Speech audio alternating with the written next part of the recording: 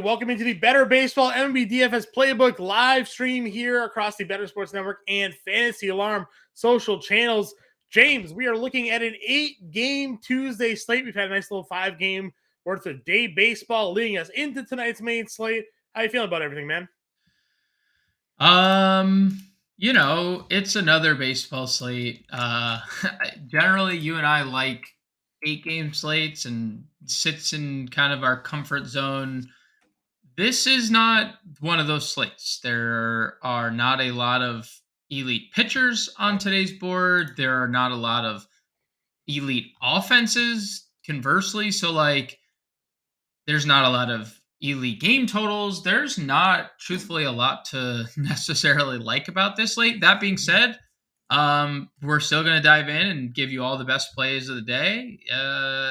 But yeah, I mean, it's definitely not my favorite slate of the year. That's for sure. Yeah, we talk about it all the time, right? We get into these parts of where you hit rotations, right? And sometimes you get elite pitching, sometimes you get some bad pitching. This is like a weird mix where it's good pitching versus teams that we generally want to play, and then it's like bad pitching, but also against bad offenses. So you're kind of in this like limbo spot. We love playing Atlanta. We don't necessarily love playing Atlanta against Sandy. We love pitching Sandy. We don't necessarily want to play him against Atlanta. We might, right? So we find ourselves definitely in these spots where maybe we're going to have some guys in our lineup that we're a bit uncomfortable with, or we don't generally find ourselves leading towards. Does Vegas have any answers for us here, James? Are we looking at any spread or line movement that have changed since we did the podcast this morning? Nothing in terms of nothing in significance. I mean, the Angels money line has risen from opening at minus 215 to minus 230 in DraftKings. So obviously, in line with what we thought this morning, everyone going to bet Angels against Oakland. Kodai Senga and the Mets about the same, minus 205, opened at minus 202. Mm-hmm. The Dodgers have ballooned a little bit, minus 118, essentially a pick 'em to open. Now minus 140 on DraftKings Sportsbook, even wider odds over on FanDuel Sportsbook. Other than that, like nothing in terms of money line. And then you look at over-unders. What did we say yesterday? I think there was one game over 8.5 implied runs. We're at 2. Right. The Angels Athletics are at 9.5. So another Angels Athletics game with a high game total. There's been a lot of runs scored in that series so far, but Patrick Sandoval, probably the best pitcher that has pitched in this series thus far. Yeah. Griffin Canning was pretty good last night. And then the Giants and Cardinals have, in some spots, ballooned to 9. So that's it. Like nothing of significance. We have the weather report suggesting there's going to be some rain in the forecast. There's going to be good pitching weather in Chicago once again because it's cold. Like, just not a lot to love on the offensive end, at least in Vegas. To speak to sort of where we're at, you mentioned Sandoval here. Quick look at the draft percentage forecaster that we got, over at Fantasy Alarm here. Patrick Sandoval looking like he's going to be the top rostered starting pitcher tonight.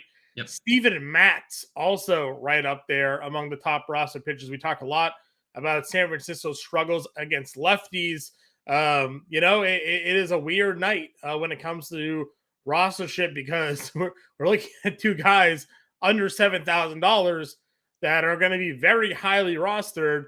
And that leaves maybe some leverage there, right? If those guys don't pitch to their potential or don't hit value, and they're that rostered, then you can have an edge there. I guess it doesn't really surprise me all that much because when we dive into pitching, like there are definitely question marks at the top of the position, and there are a lot of elite hitters. It's just they're also in like weird spots. So like I get why the ownership is going in the direction it is, but yeah, it's kind of weird to see Steven Matz particularly as the second highest rostered I'm always pitcher of the night. surprised to see Steven Matz still pitching in baseball, honestly. So when his name pops up, I'm like, oh, Steven Matz is still around. Okay.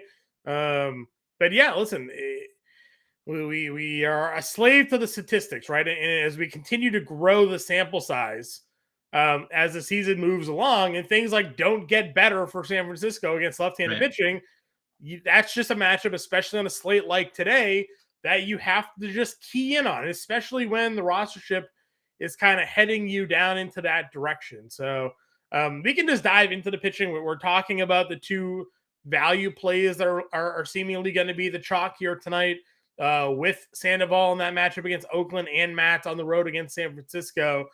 When it comes to the top price guys, though, we have Kodai Senga here against Washington at home. We have Sandy Alcantara on the road against Atlanta. We have Bryce Elder at home against Miami.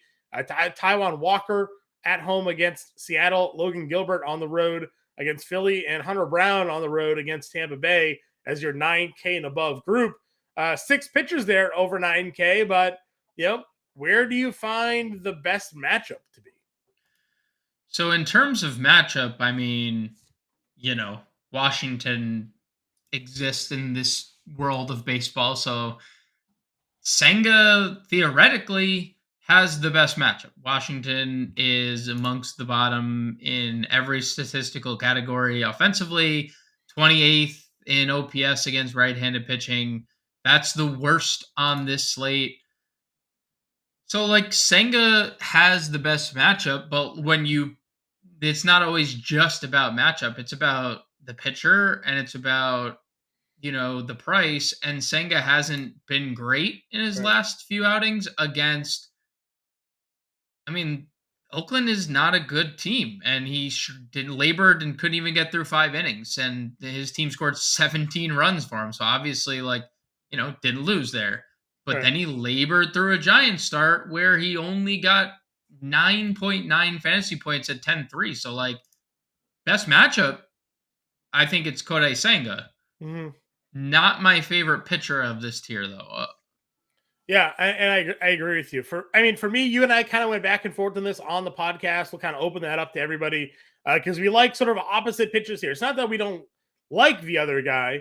I prefer Bryce Elder here. You liked Sandy Alcantara.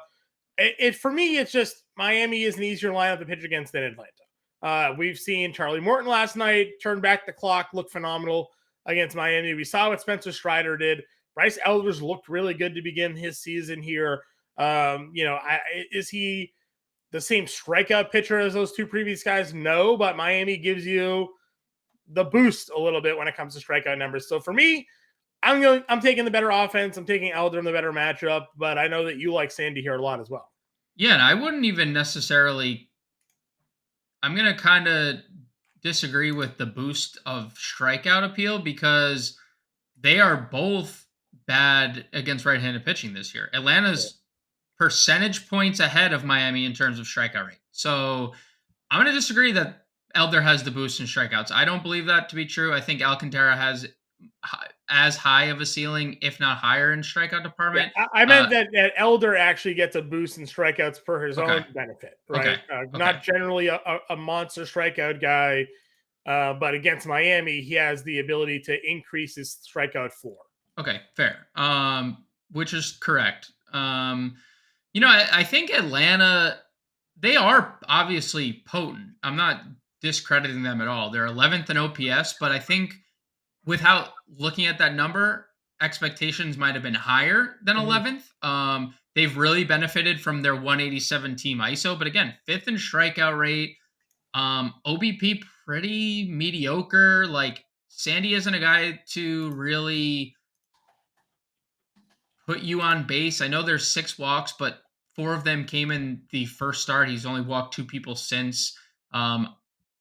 Listen, just in terms of talent, in terms of getting deeper into games, in terms of everything to do with Sandy Alcantara, I am perfectly fine going to him over Elder. And then you factor in Elder is higher owned projected than Alcantara, not by a lot. And, most of the ownership tonight is gearing towards the 2 value guys that we've briefly touched on, and probably we'll talk about a little bit more in depth. But I like the leverage on Alcantara. He's been cleared from his biceps tendonitis that he was suffering, which you and I were kind of talking about on the podcast this morning. Like, why was he kind of limited? Well, there you go. There was something in the biceps that could have depressed his pitch count a little bit. Right. Cleared of that. I just, based on talent alone and the Atlanta strikeout rate, lean Alcantara, because let's face it, like when he's going good, he is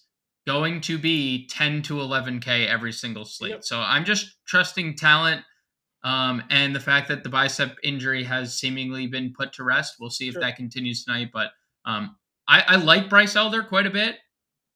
I just, obviously, if you're playing Alcantara and Elder, you're in a tournament, like you're limiting yourself. You can only get one win in Right. that scenario. Yep. And on smaller slates, like generally that's okay. You and I took apart the late slate last night, and we threw pitchers that were against each other, because if one Right. gets 12 fantasy points on a smaller slate, that may be enough to kind of help you out there. We mentioned the weather this morning on the podcast here, just to touch base on that. Here, there is still a potential delay in a couple of these games. Doesn't seem like anything's strong enough to completely postpone anything, but we may have a delayed start or an in-game delay. Seattle, Philadelphia, and Washington in New York. Both of those games here, potential for some rain in the area. Nothing heavy enough we would think to cause a postponement. But as we get closer to roster lock, you certainly have to be paying attention to what's going on there. But it could be a little bit of a wet one. I don't know if that takes you off any of the pitching, though, James. And not that we're looking so much so at Mackenzie Gore. Maybe some are tonight against the Mets, but Senga, Walker, Gilbert, if this ends up being a start and stop situation, those guys may not come back out. Yeah, I mean, obviously that's always the risk you run using guys that are involved in poor weather or potentially poor weather. It doesn't look like there's anything that is going to cause much issue. So like I'm fine getting to Logan Gilbert. I mentioned it on the podcast this morning. I think he has a pretty good matchup against Philly, who just really hasn't like hit for a lot of power this year. And Gilbert's been very consistent in terms of strikeouts and very consistent in terms of not giving up free passes. Right.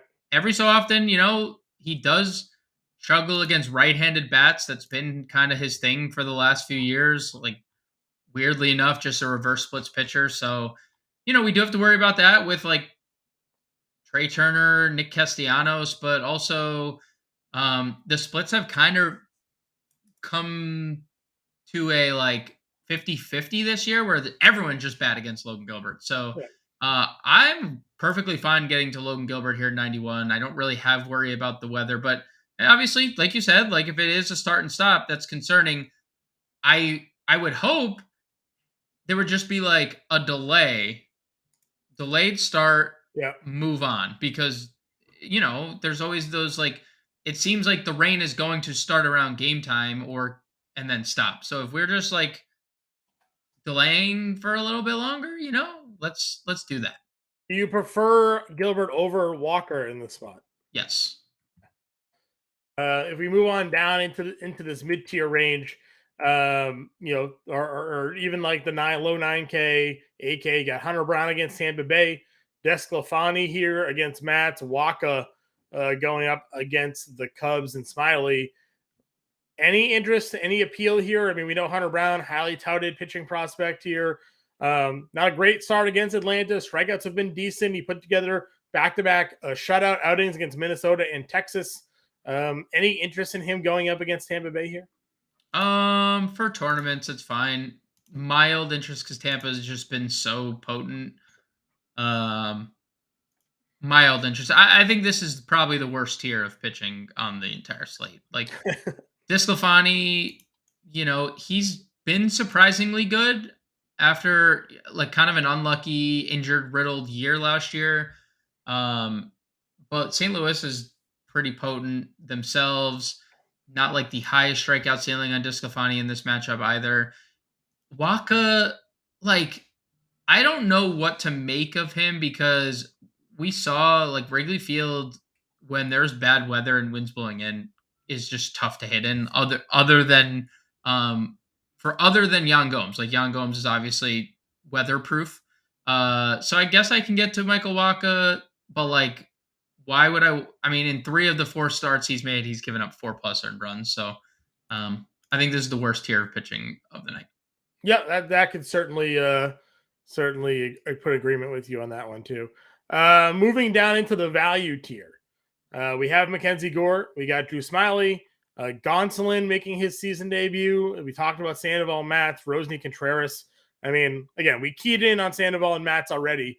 Are you interested in any of the other guys down here? Yeah, I mean, I like Drew Smiley in a poor hitting environment. 10 strikeouts. He was, a Yan Gomes tackle away from a perfect game potentially. At least going into the 8th inning with a perfect game. I obviously would have seen what would have happened in the 9th, but if he doesn't get tackled, you never know. Good weather. San Diego's offense just ice cold, even with Tatis back, even with Tatis dancing in the outfield after being showered with steroid chance. There was a obscene gesture in that involved as well. It was a very interesting moment for Fernando Tatis, and but they've been pretty bad against lefties this year. They're not walking. They're not really striking out a lot, but 688 OPS is 20th in the league. So I kind of like Drew Smiley to be a little contrarian. It looks like Padres are actually getting a lot of love offensively, and I'm not sure what merit there is behind that. Maybe it's just because people are gonna be using Sandoval and Matz and like, hey, I have all this money, let me just spend up on the Padres. I like Smiley. I think Sandoval is like the clear cut one of your 2 starters in cash games. Just given Oakland's at times struggles. I know he hasn't been great, but he looked good in his first 2 starts. The strikeouts have been there, which we were looking for in his first 2 starts. They didn't exist. They have 11 strikeouts in his last 7 2/3. So I think Sandoval is a lock and load SP2 in cash. The Steven Matz thing is interesting, and we talked about it on the pod because the Giants have really been bad against lefties. There's no denying it. They've been terrible. They strike out almost as much as anyone. Just the Milwaukee Brewers strike out more. Yeah. They don't hit. It's not like they're striking out and hitting for power. Like they're just not a 110 ISO. But what has Steven Matz done that merits He's pitched into the this? 6th in all 4 of his starts. He's thrown 90+ pitches in all 4 of his starts. He had maxed out at 110 against Pittsburgh. For whatever reason, they let him go that long. So I think at the very least, innings, right? Like one of those starts was in Coors. This is maybe his best matchup. Like we scoff at Pittsburgh, but they're leading the division right now. So this could be, if they're going to give him the opportunity to pitch 6 innings and throw 90+ pitches, 6 and 7, 2 games with 7 strikeouts, a 6 strikeout game, we could be looking at 6 innings, 3 earned, 8 Ks today, and you'll live with that at 6K. Here's my worry. My one worry is looking at a projected lineup. 7 righties are projected to go against Steven Matz. Righties this year are batting .347 with a .980 OPS and a .423 WOBA. Yeah, so it's what the they say it's the immovable object versus the whatever. It's like, all right, so San Francisco can't hit a lefty to save their life. They throw righties at them all the time. It doesn't seem to matter. We went through the batting average of the guys on their team the other day against lefties, and only 2 of them were hitting over 300. And Matz is getting killed by every lefty. So one of those becomes false today, right? Like either the Giants hit lefties or Matz beats righties. Which one do you think is more likely to happen? Because you play one of them, right? If you think Matz is going to continue to get rocked, then you play Haniger and Flores and JD Davis tonight and that whole crew. Or if you think Matz is going to shut down the Giants, you spend $6,000 on Steven Matz. You're not wrong. I like the Giants. Maybe this Make turns two around. lineups, play go both ends of it, right? Like it's Yeah, and it's not even one of those situations where I'm like necessarily like I'm stacking the Giants. It just might be a situation where I'm more so avoiding Mats. Like I think that the Giants could do enough damage to Mats. But then again, like I'm also not opposed to using Steven Mats. If I'm picking between Sandoval and Mats of the two, I'd pick Sandoval. And if we wanted to throw Drew Smiley in there, I'd prefer Drew Smiley just for I think he's flashed obviously more upside considering his last start. yeah, and the Padres, even when they get everybody in that lineup, they still for whatever reason underwhelm a bit. So let's go on over to catcher here. Catcher position at the top, we got Real Muto at 52, Sean Murphy at 49 as your top priced plays. I don't think we're getting either of those two. Not really guys we're looking to target. So if we're in the mid tier, Betancourt's up to sixth in that lineup. He's $3,900. Cal Raleigh is at 4K. Langoliers, as you mentioned, he homered last night. He's got some decent power. Though we like Sandoval, if you're not pitching Sandoval, then maybe Langoliers there for Oakland is somebody that you're taking a peek at. Yan Gomes had a monster night, though we generally like him against lefties instead of righties. Waka hasn't been great. So those guys are all fine, but you keyed in on Keibert Ruiz last night, and we ran the clip of that call this morning going up against Kodai Senga. We talked about the splits Senga has against lefties, and Ruiz's strong side this season has been from the left side of the plate. Yeah, and he's coming into this game scorching hot. 2 3-hit games over his last 4, including a 4-game hit streak. Over his last 10 games in general, 368 with a 915 OPS, like getting on base at a high clip, hitting for power. So he's really just kind of coming into his own. And I think that was like the expectation initially. Like, oh, Kyber Ruiz is going to be our savior behind the plate. Like that hasn't happened. But it's slowly coming around. And by the time we mentioned the statistics, the stats have upped to 327 now after his big night Right. on Tuesday. It's 375 Woba. Both his home runs have come against lefties. And Kodai Senga, and it's something that we talked about. Like he has struggled in back-to-back starts. He has struggled with lefties in general. 286 Right. average against, 960 OPS, 418 WOBA allowed. I'm not sitting here, and neither would you sit here and suggest using a bunch of nationals. That's not at all what we're doing. But like they are running 1, 2, 3, 4, 5 lefties out there tonight. Yeah. One of them being Kyber Ruiz hitting the middle of that lineup. So I do like Kyber Ruiz. I think he's just a viable punt at a position that we largely say stinks. Yeah. And this is not any different of an evening. Like it's another position that stinks. I will say the field is drinking our Kyber Ruiz Kool-Aid, John, Yeah. because he's the highest projected catcher of the night. Yeah, I think it just makes a lot of sense. Ruiz is walking a lot of, not Ruiz, Seng is walking a lot of hitters. The power side, as you mentioned, Kybert from the right side, over 320 with the power there. So on a slate where there isn't a lot of, guys we're looking to spend up for, Kybert makes sense to spend down for him and Cal Raleigh, looking like the two catchers that will be popular on this slate here tonight. Over at first base, definitely a lot more options for us. If you wanted to spend up, you have Otani against Medina here at 64. Goldie gets Desclafani at 6K. Pete Alonso at 59. Matt Olson, Yandy Diaz. Yandy Diaz being 5,200 is a sight. The power has been here for Yandy this year. 6 home runs already. And then Freddie Freeman at 51. 5K and above tier. Pete Alonso's on the cover of our podcast and live stream here today. So kind of gives an indication of our thoughts of this position.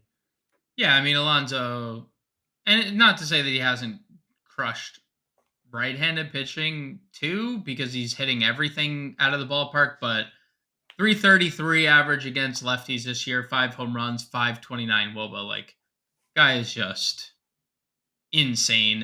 And the best part about it is like he has Brandon Nimmo getting on base at like a 500 clip. So there's always someone on base. Yep. Francisco Lindor is has always been better from the right side of the plate. He's hitting in front of him.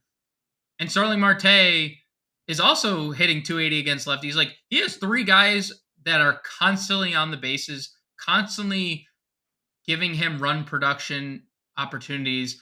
And if there is someone on, there's just a good chance there's a 2-3 or a grand slam with Pete Alonso at the plate. So, Yeah.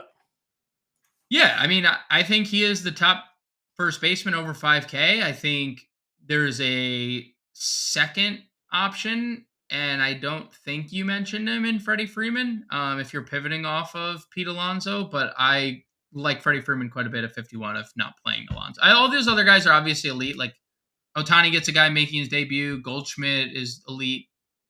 Olsen can homer against anybody, but it's Alonso and Freddie Freeman for me. Obviously, very limited sample size to this point. Mackenzie Gore against lefties. Yeah, I saw this. They're 4 for 12 with 2 homers off of him with 6 walks. He's actually handled righties pretty well. Only 11 for 60, a 180 average, of 460 OPS. But again, kind of only a handful of sample size. Look at the teams he's faced. Take that for what it is. I am just a little surprised the lefty numbers there. 4 for 12 with 2 homers allowed. So, we haven't seen a ton of Mackenzie Gore as a major league pitcher.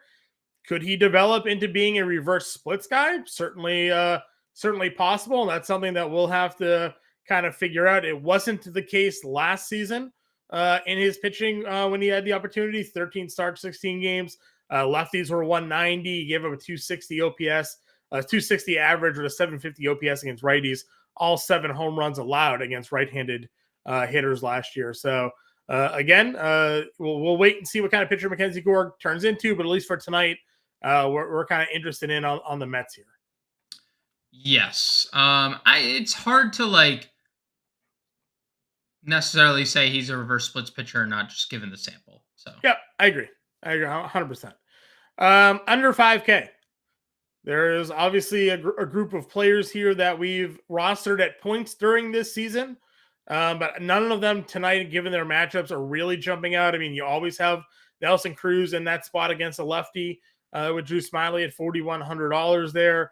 But there isn't just a ton of – there just isn't a lot for me down here. I would go all the way down maybe if I'm looking at some value. But the mid-tier, it's Nelly, and then that's probably it. Yeah, I mean – outside of Alonso, Freeman, I think this is a position to spend up on. I don't have much interest in Nelson Cruz. Personally, I know he's in a good spot in the lineup, but it's a bad hitting environment. Smiley's been good. I would take a shot on Jose Abreu, knowing that Josh Fleming is the long reliever. Yeah. Long history of hitting lefties well. Righties have crushed Josh Fleming this year, 371 average. 379 WOBA against him. So I'm okay getting to Abreu. I know the power hasn't been there. I'm also okay. I've mentioned it a few times. Like, Jesus Aguilar has 3 home runs over his last 4 games.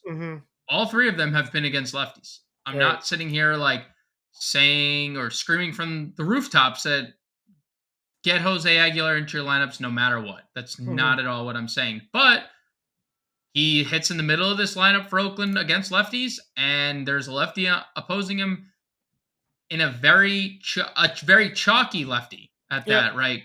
The way to beat chalk sometimes in MLB DFS is just, using guys against them, and Jesus Aguilar is directly the opponent of the chalk pitcher of the slate. Yeah, right around that same price point. Wilmer Flores. If you're not interested in the Giants but don't really want to play Mats, the one-off play, you could throw Wilmer in there against lefties this year. 364 average, 1,000 OPS. Right, he is kind of back to just smashing left-handed pitching again. There was a few guys in that lineup that hit lefties well. He continues to be one of them. Super small BVP sample size. There's just 4 bats, but he is 2 for 4 with a homer. So off of Mats there. So you mentioned the numbers. Mats against righties. Wilmer's hitting lefties. If anybody is to do damage tonight in this lineup for the Giants, it could very well be Wilmer Flores. And then if we're going a little bit further down for some value, it all depends on your commitment to the play. But Dom Smith is $2,300. He's hitting 6th. You think lefties can get it done against Kodai here tonight? A little revenge narrative play for him in the Mets. Got 3 games with hits in his last 4.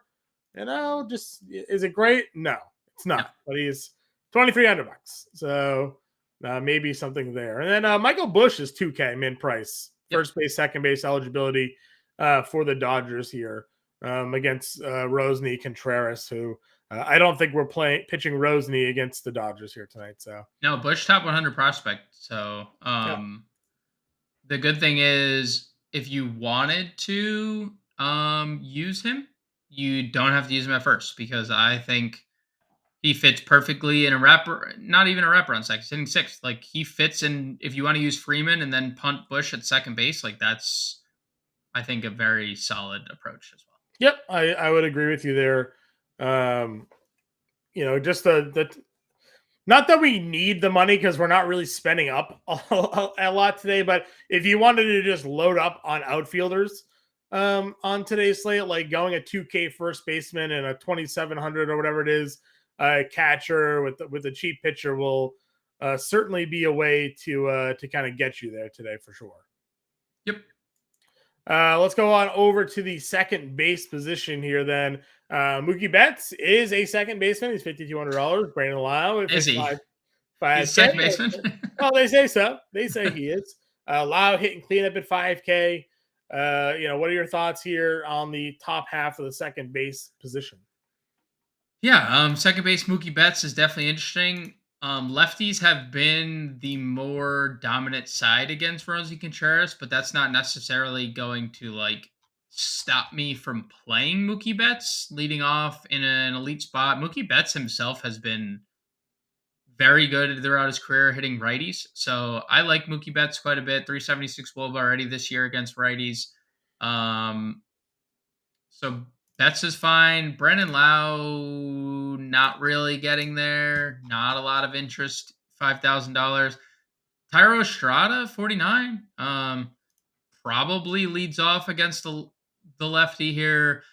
We saw it last night. Like, I know he is expensive, but last night just 1 for 4. But what does he do? He gets on, he steals a base, he scores a run on the stolen base because of 2 errors. Like, he just wreaks havoc. And he has power. So I love Estrada, all formats, not using Albies, Gorman for GPPs. Is it Nico Horner for us, the Nico Horner fan club here? $4,200. Guy was over 5K last night, triple, 3 RBIs, his lone hit. We know what he can do on the base pass if he starts running. This is the cheapest he's been now since about 2 weeks ago. So get him already on the mound against Waka. Yes, it's Nico Horner. If you're not paying up for, if you're not using Betts or one of the Dodgers' 3 second basemen, because Betts, Vargas, and Bush are all second base eligible, and I think all 3 of them are all they're all in play. If you're not using one of the 3 Dodgers, it's probably just plug and play Nico Horner, because he also, like Estrada, wreaks havoc every time he's on base. I think the other second baseman I take a peek if we're looking at some value here, a couple actually. Dubon, as we mentioned, the dude just continues to get on base. He had 2 doubles last night. You mentioned Josh Fleming's the long reliever in this instance. That's a lefty-righty matchup for him here. I mean, 329 average hitting leadoff for Houston, right? Like, that's he's even starting to steal a little bit too. Yep. He's got 2 bags stolen over the last 10 games here, so. Yep. He adds that to his game at 3,400. It's pretty decent.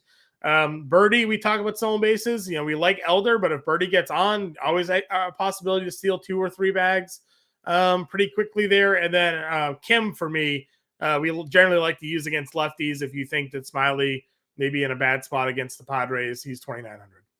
Yeah, I'm okay with Birdie or Kim. I'd prefer the Dodgers personally. Both guys hitting, 5, 6 in the Dodgers lineup, probably in better spots. I know Vargas hasn't been elite, but he's been better. He's been pretty good lately, and we know you've profiled him all year long. This guy is a sick eye.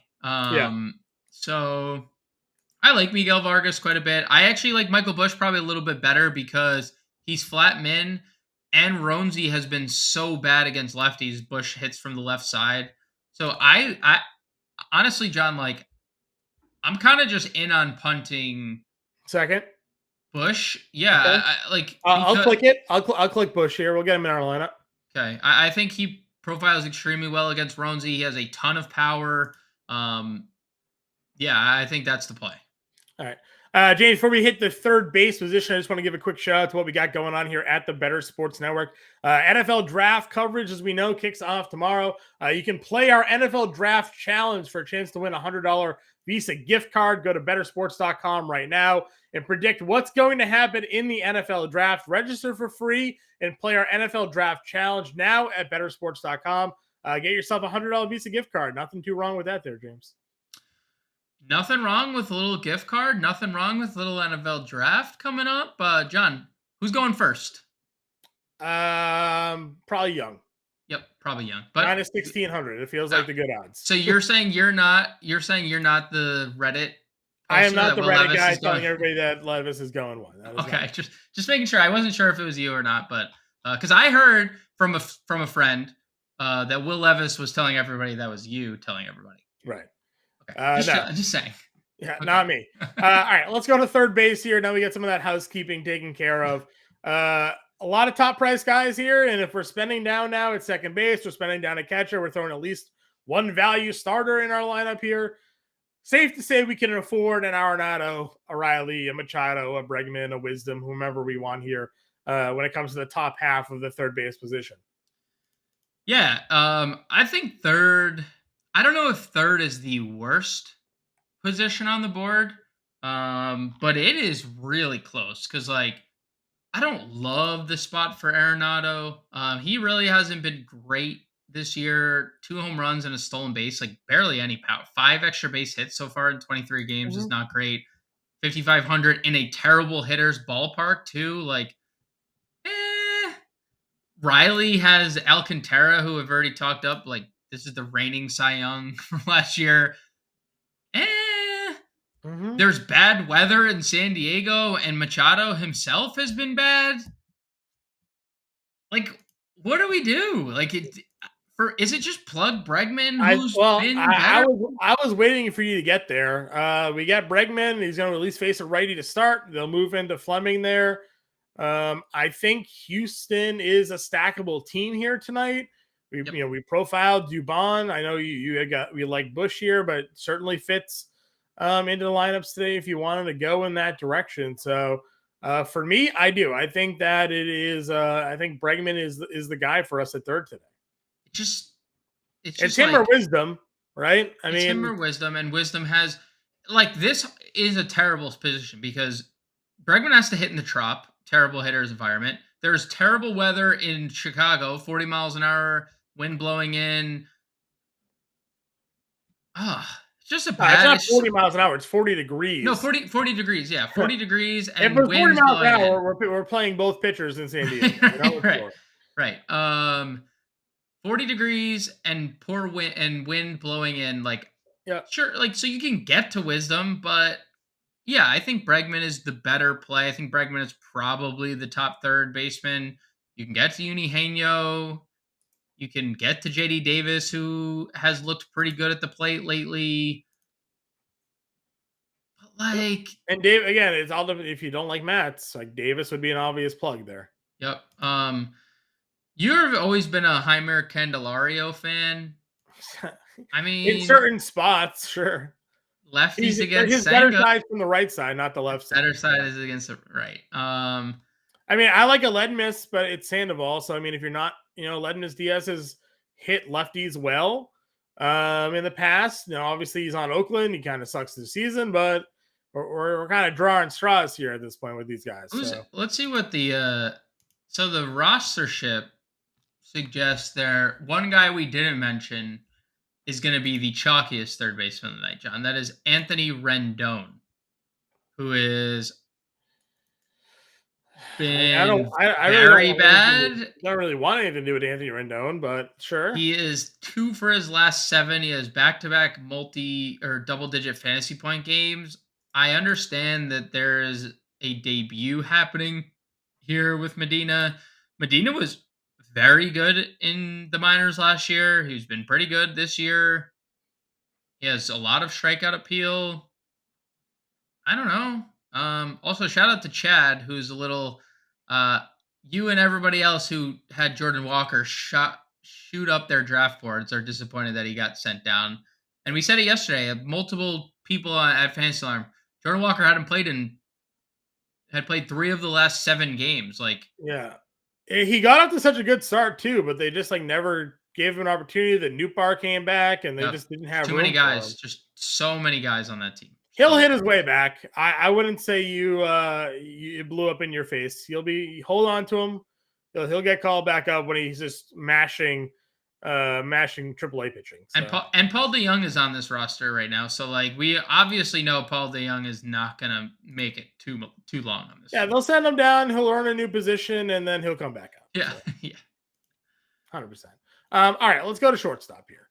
Again, you got Trey Turner against Gilbert. Wander's got Brown. Bogart's got Smiley. Not like, not the best spots for those top options here. I think we kind of agreed on last night. We're just plugging Lindor in, and we'll see what he does against Gore here. Yeah, I mean, Lindor has long been elite against lefties, and I think the Mets are going to garner some love tonight. Lindor has 3 home runs against Southpaws already this year, 436 WOBA to go with it. Hitting in the middle of the lineup, it's a great spot for him. Mackenzie Gore has been good, but let's see if the reverse splits aspect of Mackenzie Gore evens out here. And I think if you're not playing Lindor, $600 less, Jeremy Pena running like a madman lately. Yeah. 5 stolen bases over his last 10 games. When he gets on base, it's basically what he's got to do because he's not really hitting the ball well. So he hadn't been. He has been of late. Hits in 3 of 4, hitting 270 over his last 10 games. 5 extra base hits over that span. So like he had a 3 stolen base game during that stretch. Yeah. So like the upside for Pena, who's back up near the top of the lineup as well, hitting second. Love that. We've already said how bad Fleming has been against righty. So I like Jeremy Pena quite a bit, 4,200. If you're not playing Lindor and Tommy Edman, I don't know what the power has been lately for this dude, but he homered again. So he has double-digit home run power. He doesn't have 20 home run power, but he can hit 10 to 15. And we're just 4 though. I know. I'm just saying, like, for whatever reason, they took him. This is a guy that had back-to-back years with 90+ runs. Right. Last year, I think he led the league in stolen bases, and then they hitting him 9th. They just weren't hitting him in a good spot of the order. I like Tommy Edman. If he's in another good spot in the lineup here tonight, I would be willing to give him a run. He gets a righty on the mound, so there is potential for him to run there. So it's him for sure, I think. And yeah, I mean, Pena will fit those Astros stacks here tonight. So just the way he goes with Bregman, Dubon, Pena, whomever you want Jordan in that lineup, it all kind of fits together. Let's go to outfield here. We've talked about it. I'm just going to hit a few buttons and just get an idea of what we're looking at for cash left over. I got Kybert. I got Sandoval, Bush, Bregman, and Lindor. We need another pitcher. I'll click Sandy just for the sake of the more expensive player. That leaves us $4,900 a player for a first baseman and 3 outfielders. We liked Alonso. $4,600 a play for 3 outfielders is what we're working with, and we know there's going to be value. And if we wanted to go Elder instead of Sandy, it's 47. So plenty of cash to work with here, James. Yeah, plenty of cash to work with, and you could even be a value fader at pitcher and use Sandy and mid-tier guy or Gilbert. So I think there's a lot of different directions, especially where we're using 2 guys under 3K offensively. In the outfield, the Angels obviously are going to get a lot of love tonight. I think you like the Angels in the outfield. Nice, John. You know what? It's been long enough. Well, I'm capable. It's been long enough where I've been carrying the dad jokes along, and you just even Adam. Shout out Adam, giving John his flowers. We're just giving John his flowers because I'm capable. I'm capable of pulling one out every now and then. You've been letting you've been letting me just go down with the shit. I said Jopra yesterday. That's how bad it's gotten, and you finally, I'm proud of you for that. But the Angels in the outfield are like the highest projected rostered players tonight in the outfield. 3 of the 4 highest projected outfielders are all Angels in the outfield, Right. John. Great movie. Got to watch that again. True. We'll get my wife to watch it. You do a little, She's definitely never seen it. gotta get Yeah, the. yeah, yeah. She's definitely never seen it. So, um, it's hard not to like them. We just don't know what to make of Medina. Like we've seen a bunch of Oakland pitchers make their debuts this year. Miller looked really good in his debut. Did not look really good in his second start. It's a good hitting environment in Yeah. Los Angeles. So like I do like Otani, Trout. I don't like Ward as much. I don't know where that rostership's coming from. Mostly probably just price 4,500. It's the cheapest he's probably been in a while. It feels like Definitely, whenever I play Trout and Otani, they don't come through. So it just kind of the way it goes here. So yeah. It's just hard to like. Trout has been amazing of late. I mean, he's been amazing from day one, but like 386 over his last 10, just casually again, 1,000 OPS. yeah, I mean, when you're paying this price, you need the 21 and 24 fantasy points. 5 Correct. points and 10 points aren't doing it for Correct. you. So Well, that's where the upside of Acuna comes if you're not playing Alcantara. Because if Acuna, Acuna last night leads off with a double, steals third, scores a run. James and I are like, he's already got 12 fantasy points. yeah, I mean, It it's took him a minute. took him to actually a minute. Yeah. Our man Ice Through here, John, is asking a BVP question. I'll have you answer the BVP questions because he is. Ice Through is a big BVP guy, as we've known. Yeah. I am not. So like, I don't care. It's a great 14 for 27 is great. Not the best environment. Goldie has not been the same guy this year. I'm never gonna say not to play Paul Goldschmidt, right? Like Right. the guy Right. can wake up and be a monster at any point. So listen, if he fits your builds tonight, he's gonna be contrarian, probably, I would imagine. For sure. Yeah, listen, put him in a lineup. I definitely don't not like him. It's just the way that we've gone about targeting matchups and pitching tonight. He's not the guy we're going to. We're clearly going to Pete Alonso. But if you need the money or if you like the player, then go ahead. I mean, they're right around the same range. So if it fits your spot, it fits your spot there. Yeah, 5th highest owned first baseman in terms of projection tonight. Higher than Pete Alonso, by the way. I think that's just giving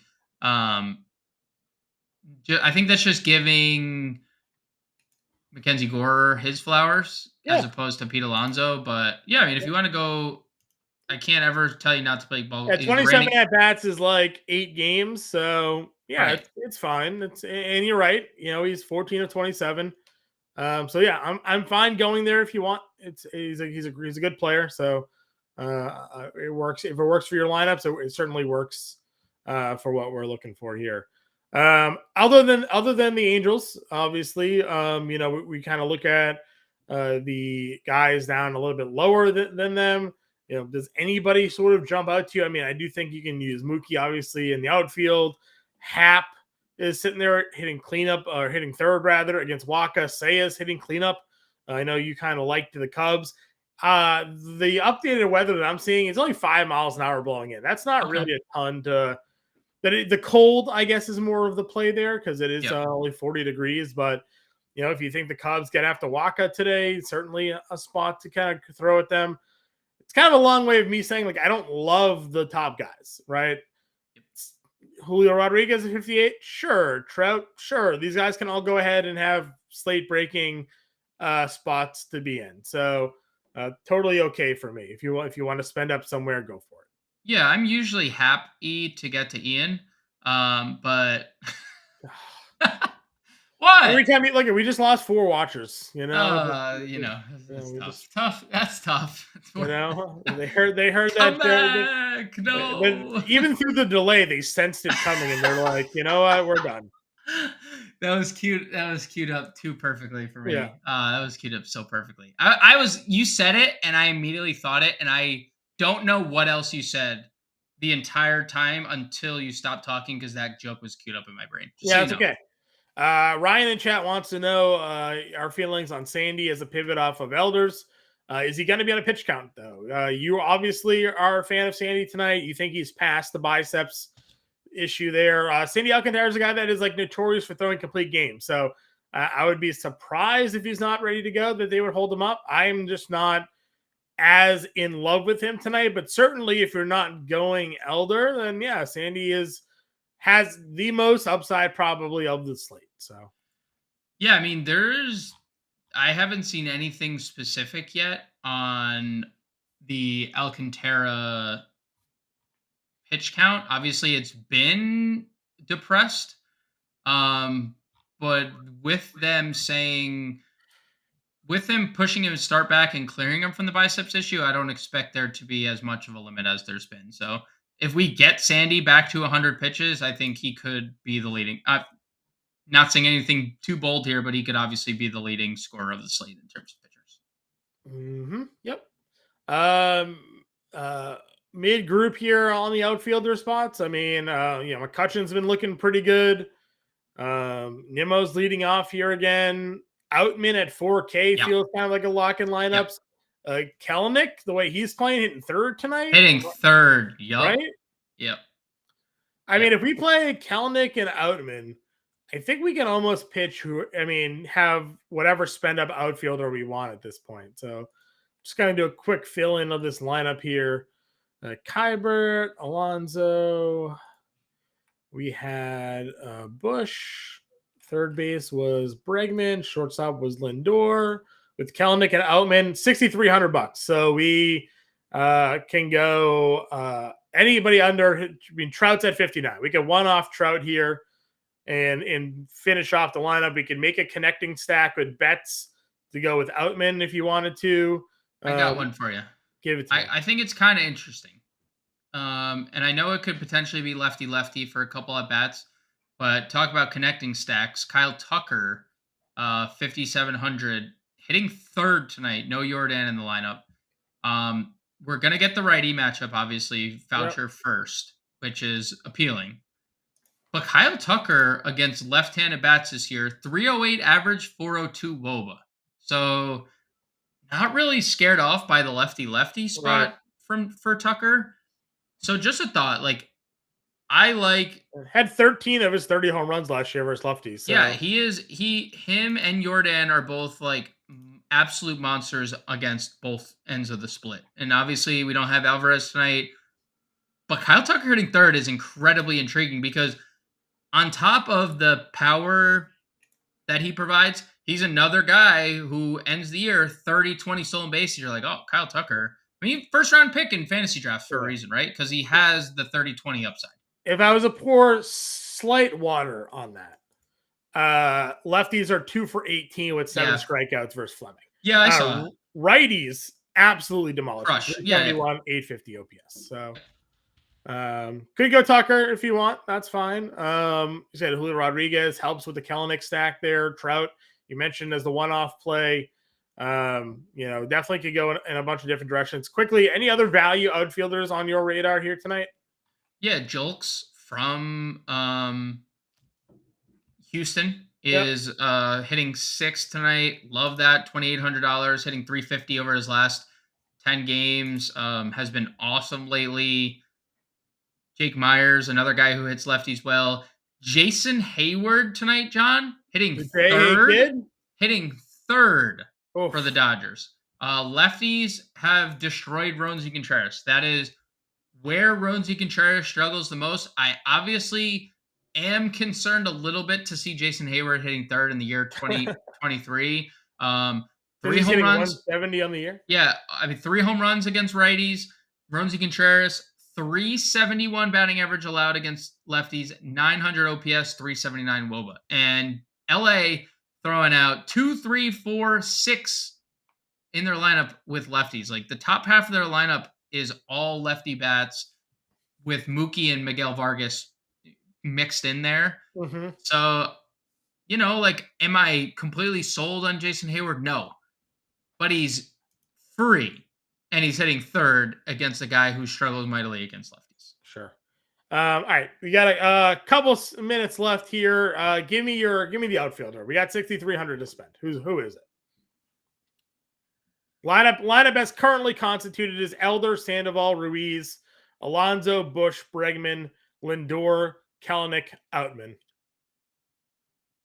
Someone between Mookie, Tucker, and Trout probably would be. You kind of sold me on the Trout. Let's go Trout one off. Work?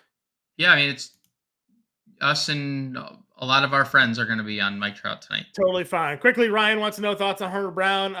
It's good. It's a good pitching environment. Tampa Bay's just been really good. So if you think he can pitch around the cut death by 1,000 cut lineup of Tampa Bay, he's fine. He's a mid-tier guy. I think we kind of like Logan Gilbert a little bit better tonight. Agreed. So that wraps up today's podcast. Everybody live stream. Follow us over at the Better Sports Network. Check out everything we got for the NFL draft coverage here. James and I will be back tomorrow. Good luck, everybody. We'll be in the Discord. We'll talk to you all later. NFL Draft is now officially open. Better Sports Network and Fantasy Alarm present the 2023 NFL Draft Bettercast, covering the fantasy football and sports betting angles of the NFL Draft. Are you ready? Let's get it started. Rookie scouting reports, NFL player comparisons, instant projections, draft props, and live betting. Live reports from Fantasy Alarm's Britt Flynn in Kansas City. Follow the NFL Draft and play our live Q&A contest for your chance to win fabulous prizes. With the first pick, This is the 2023 NFL Draft Bettercast on Fantasy Alarm and Better Sports Network.